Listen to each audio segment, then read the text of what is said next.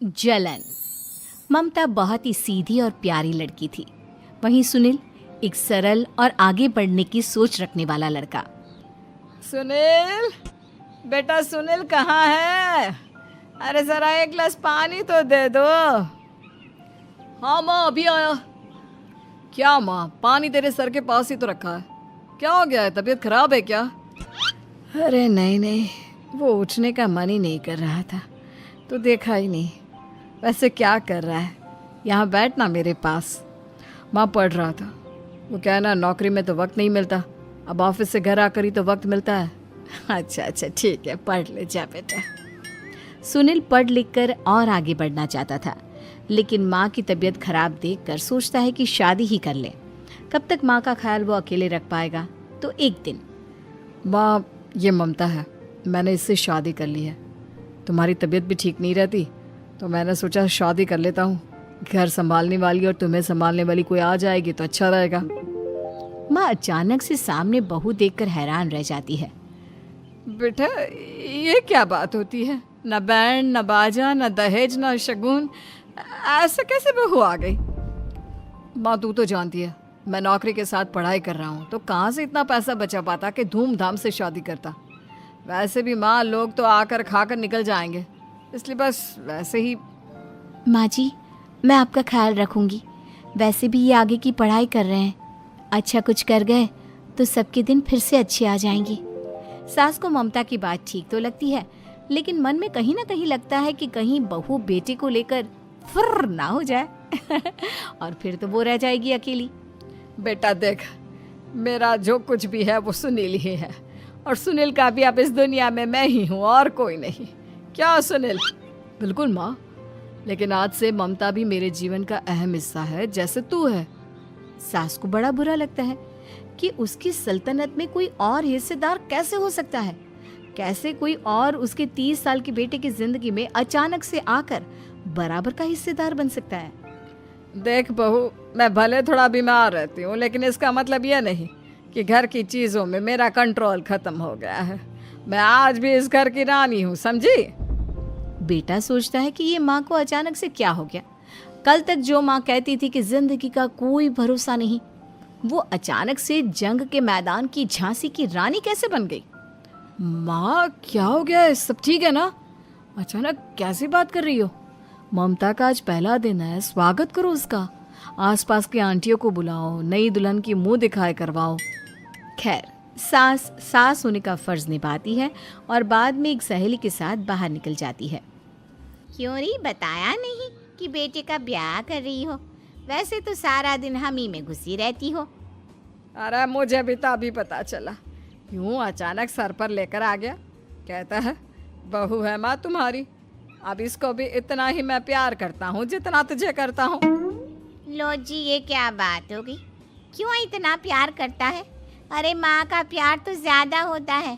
अब उसको तो कोई दूसरा पति मिल सकता है, लेकिन तुम ही बताओ, क्या माँ की ममता किसी और की हो सकती है?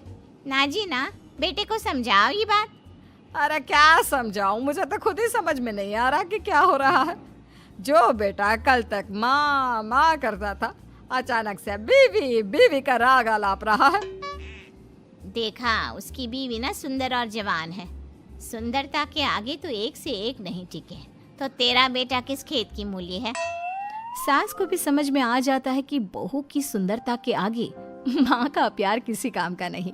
उधर बीवी, ए जी, अम्मा जी सहेलियों को छोड़ने गई थी, अभी तक आई नहीं, हम देख आए क्या? अरे रहने दो ना, आ जाएंगी। कहाँ जाएगी, उनकी आदत है, एक बार जाती है तो पूरी पंचायत खत्म करके ही आती है। अच्छा ही है, खाना वाना खा कर गई होगी। छोड़ो ना, घूमेगी तो खाना पचेगा, नहीं तो ऐसे ही खाट पकड़ लेगी। बहू भी शांत हो जाती है।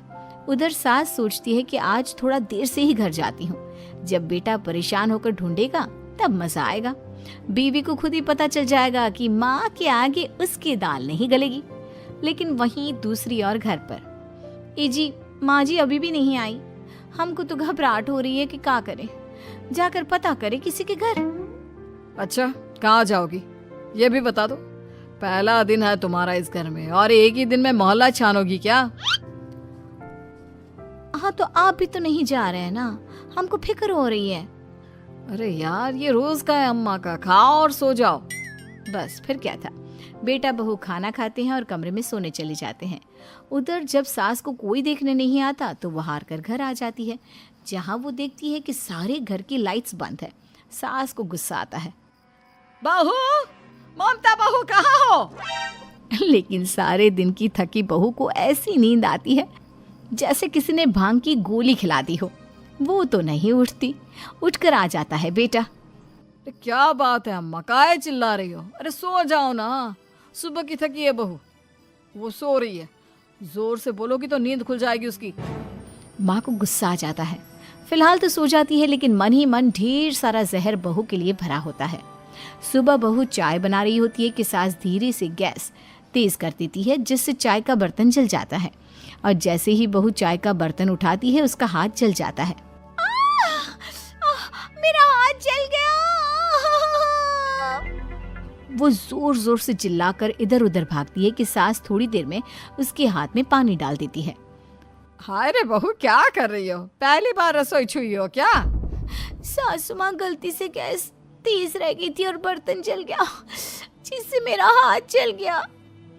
हाय रे, कितना गंदा दाग। छी छी छी छी, मुझे तो उल्टी आ रही है तेरा गला हुआ मांस देखकर।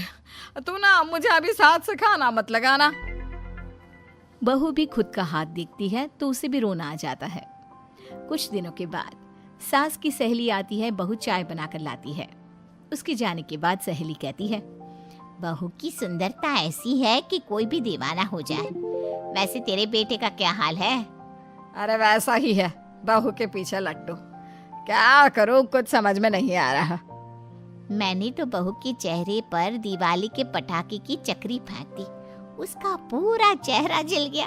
अब देखो ना रही सुंदरता, और ना ही अब मेरा बेटा उसे पूछता है। अरे अब तो वो उसे छोड़कर दूसरी भी देखने को बोल गया है मुझे। बहू सारी बात सुन रही होती है। आंटी, एक बात बताइए, क्या भरोसा है कि दूसरी सही आए और आपके अनुसार रहे? देखिए आंटी, मेरी सासू माँ को गलत बात सिखाने की जरूरत नहीं है। हमारा परिवार साथ में खुशी से रह रहा है। देख बहू, मेरी सहेली की बेइज्जती ना कर, वही अच्छा रहेगा तेरे लिए, समझी? बहू नहीं मानती है। वो बार बार उनकी सहेली को घर से निकल जाने को कहती है। तभी सास की सहेली पास के चूल्हे से लकड़ी लाकर बहू के चेहरे पर लगा देती है। बहू जोर जोर से रोने लगती है। अरे ये क्या कर दिया? मैंने कहाँ किया, ये तो तूने किया। तू ही नहीं चाहती थी कि बहू बेटे के साथ रहे, भला मैं क्यों करूंगी?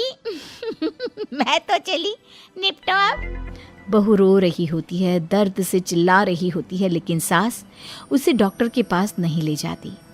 तभी पति आता है। क्या हो गया ममता? ये दाग कैसे लगा? तुम कैसे जली?